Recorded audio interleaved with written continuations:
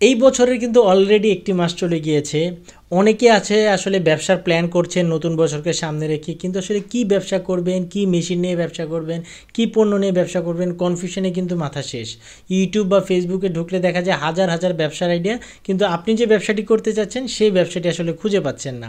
তাই আজকে আপনাদের বর্তমানে 2025 সালে করা যায় এমন 20টি লাভজনক ব্যবসার আইডিয়া আপনাদের সাথে শেয়ার করব। 20টি ব্যবসার আইডিয়া আমি একটা লিস্ট করে রেখেছি, অনেক রিসার্চ করে কিন্তু এই লিস্টটা করেছি। এই লিস্টটা করতে আমার হচ্ছে 5 ঘন্টা সময় ব্যয় হয়েছে। অনেক চিন্তা ভাবনা করে কিন্তু এই ব্যবসার আইডিয়াটি আপনাদের সাথে শেয়ার করছি। এই ব্যবসাগুলো যে মানে একদম ইউনিক ব্যবসা তা কিন্তু নেই, কিন্তু এই ব্যবসাগুলো কিন্তু সচল ব্যবসা। যারা এই ব্যবসাগুলো করছে মোটামুটি একটা ভালো প্রফিট জেনারেট করছে বা ছোটোভাবে শুরু করে এখন অনেক ভালো পর্যায়ে আছে। তাই এই ব্যবসাগুলো কিন্তু আমি আমার লিস্টে রেখেছি। আশা করছি পুরো ভিডিওটি একটু কষ্ট করে দেখবেন, একটি ব্যবসা হলেও আপনি এখান থেকে নিয়ে যেতে পারবেন। 1 নম্বর ব্যবসার আইডিয়াটা হচ্ছে লাইভ বেকারের ব্যবসা।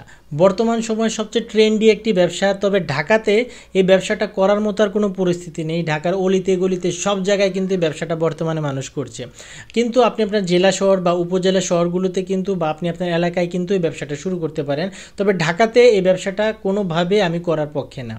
তারপর 2 নম্বরে যে ব্যবসাটা আমি রেখেছি সেটা হচ্ছে কাস্টমাইজ গিফট শপ। দেখুন, গিফটের চাহিদা কিন্তু সবসময় থাকবে। বিভিন্ন ধরনের ওকেশনে একজন আরেকজনকে কিন্তু গিফট দেওয়া এটা আমাদের একটা প্রচলন।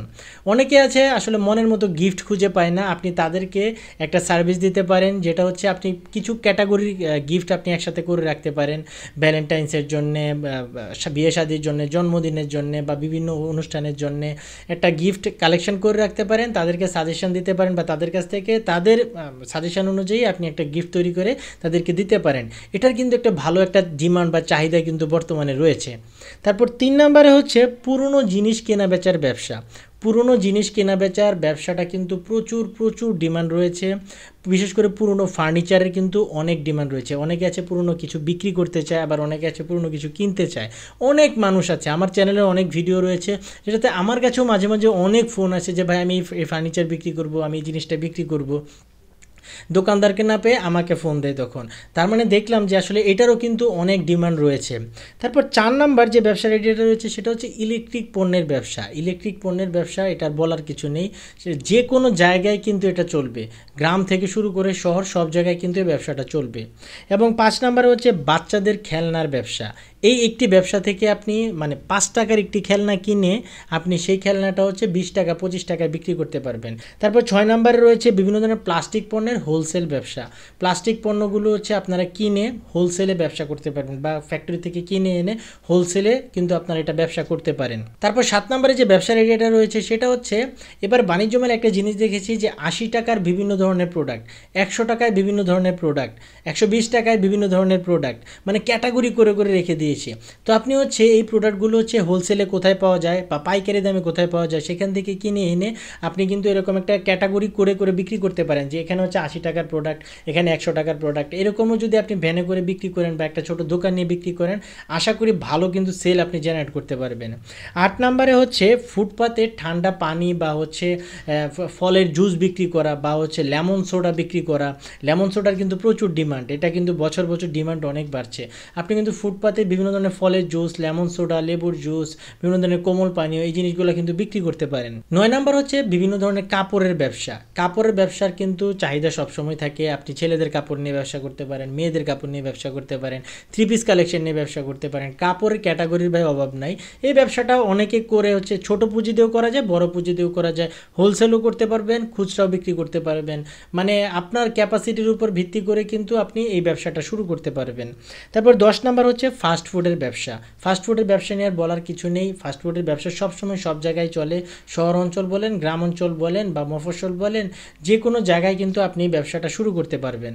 11 নম্বরে যে ব্যবসার আইডিয়াটা রেখেছি সেটা হচ্ছে ধান, চাল, গম, ভুট্টা, হলুদ, মরিচ এই জিনিসগুলো ভাঙানোর জন্য মেশিন। এই মেশিনের অভাব নেই, একদম 1 থেকে 1.5 লক্ষ টাকার ভিতরে হচ্ছে আপনি একটা মোটামুটি সাইজের একটা মেশিন নিয়ে কিন্তু আপনি আপনার এলাকায় ব্যবসাটা শুরু করতে পারবেন। 12 নম্বর হচ্ছে গ্যাজেট আইটেম নিয়ে ব্যবসা। গ্যাজেট আইটেমের অভাব নাই, চায়না, জাপান, ইন্ডিয়ান বিভিন্ন ধরনের গ্যাজেট কিন্তু এখন রয়েছে। এসব গ্যাজেট আইটেম নিয়ে কিন্তু আপনি বর্তমানে ভালো একটা ব্যবসা করতে পারেন, অনলাইনে চালিয়ে করতে পারেন, অফলাইনে চালিয়ে করতে পারেন। 13 নম্বর হচ্ছে কাস্টমাইজ জুয়েলারির ব্যবসা। তারপর 14 নম্বর যদি আমি বলি সেটা হচ্ছে 1 to 99 99-এর ব্যবসা, 1299-এর ব্যবসা প্রচুর ডিমান্ড রয়েছে, সব সময় চলে। রানিং প্রোডাক্ট নিয়ে আপনি কিন্তু ব্যবসা করতে পারেন, যে কোনো জায়গায় কিন্তু আপনি ব্যবসাটা দিতে পারেন। তারপর আমি যদি 15 নম্বরের কথা বলি, সেটা হচ্ছে কাঁসা পিতলের ব্যবসা। কাঁসা পিতলের ব্যবসা এটা হচ্ছে আসলে এমন একটা প্রোডাক্ট, এই প্রোডাক্টটা আসলে শৌখিন একটা প্রোডাক্ট। যারা আসলে শৌখিন মানুষ তারা কিন্তু এই প্রোডাক্টটা আসলে সম্পর্কে জানে বা এই প্রোডাক্টটা ব্যবহার করতে অভ্যস্ত। আপনি এই ব্যবসাটা শুরু করতে পারেন বা এই প্রোডাক্টগুলো নিয়ে কাজ করতে পারেন, দেখতে পারেন পাইকারিতে কোথায় পাওয়া যায় তা নিয়ে আমার চ্যানেলে একটা ভিডিও রয়েছে, আমি উপরে আই বাটনে দিয়ে দিব, আপনারা চাইলে দেখে নিতে পারেন। 16 নাম্বার হচ্ছে কোকারিজ পণ্যের ব্যবসা। বিভিন্ন ধরনের কোকারিজ আইটেম আছে, অভাব নাই, শত শত কোকারিজ আইটেম আছে, আপনি কোকারিজ পণ্যগুলো নিয়েও কিন্তু ব্যবসা করতে পারেন। তারপর 17 নাম্বার হচ্ছে ক্যাটারিং ব্যবসা। ক্যাটারিং ব্যবসাটা কিন্তু আসলে এটা একটু মানে পরিশ্রমী ব্যবসা, আপনাকে খাবার বানাতে হবে, তারপর হচ্ছে রান্নার একটা দায়িত্ব রয়েছে, বাজারের দায়িত্ব রয়েছে, আবার মার্কেটিংয়ের একটা দায়িত্ব রয়েছে, ক্লায়েন্ট জোগাড় করার একটা দায়িত্ব রয়েছে, ডেলিভারি করার একটা দায়িত্ব রয়েছে। তাই এটা হচ্ছে একটা পরিশ্রমী ব্যবসা। আপনার যদি পরিশ্রম করার মন মানসিকতা থাকে তাহলে ক্যাটারিং ব্যবসাটা আপনি কিন্তু করতে পারেন। তারপরে যদি আমি বলি 18 নম্বর হচ্ছে অনলাইন ব্যবসা বা দারাজে বা হচ্ছে বিভিন্ন থার্ড পার্টি ওয়েবসাইট আছে যেগুলোর মাধ্যমে আপনি কমিশনের ভিত্তিতে তাদের সাথে ব্যবসা করতে পারেন বিভিন্ন ধরনের প্রোডাক্ট নিয়ে। 19 নম্বর ব্যবসাটা হচ্ছে আসলে ফ্রুট চাটের ব্যবসা। ইন্ডিয়া এবং পাকিস্তানে কিন্তু এই ফ্রুট চাটের ব্যবসার কিন্তু অনেক ডিমান্ড রয়েছে। যেমন ফ্রুট চাট বলতে হচ্ছে অনেক ধরনের ফল, আসলে আমি তো একবারে সব ফল কিনতে পারবো না, অনেক ধরনের ফল আপনি কিনে অল্প অল্প করে বা একটা একটা করে কিন্তু আপনি একটা প্যাকেজ করতে পারেন। সেই প্যাকেজটাই কিন্তু আপনি তখন বিক্রি করতে পারেন একটা নির্দিষ্ট দাম রেখে, বা আপনার যাতে প্রফিট থাকে এরকম রেখে কিন্তু আপনি একটা প্যাকেজ ওয়ান টাইম একটা প্যাকেজ বা বক্সে করে কিন্তু আপনি বিক্রি করতে পারেন। এটা কিন্তু একটা ভালো ব্যবসা। তারপরে 20 নাম্বার এবং সর্বশেষ যে ব্যবসার আইডিয়াটা সেটা হচ্ছে বিভিন্ন ধরনের মেশিন নিয়ে ব্যবসা। অনেক ধরনের ফুড প্রসেসিং মেশিন রয়েছে, ছোটোখাটো অনেক মেশিন রয়েছে, আখের মেশিন রয়েছে, তারপর হচ্ছে ঘোল বানানোর মেশিন রয়েছে, মিষ্টি বানানোর মেশিন রয়েছে, মশলা তৈরি করার মেশিন রয়েছে, মোমবাতি তৈরি করার মেশিন রয়েছে, চানাচুর তৈরি করার মেশিন রয়েছে, মুড়ি তৈরি করার মেশিন রয়েছে, অভাব নাই মেশিনের। এরকম ছোট ছোট মেশিন নিয়ে কিন্তু আপনি ব্যবসা শুরু করতে পারেন। যে ব্যবসাটা আপনার ভালো লাগবে আগে আপনি যাচাই বাছাই করবেন, সব কিছু নিয়ে চিন্তা ভাবনা করবেন, তারপর কিন্তু আপনি ব্যবসা শুরু করবেন।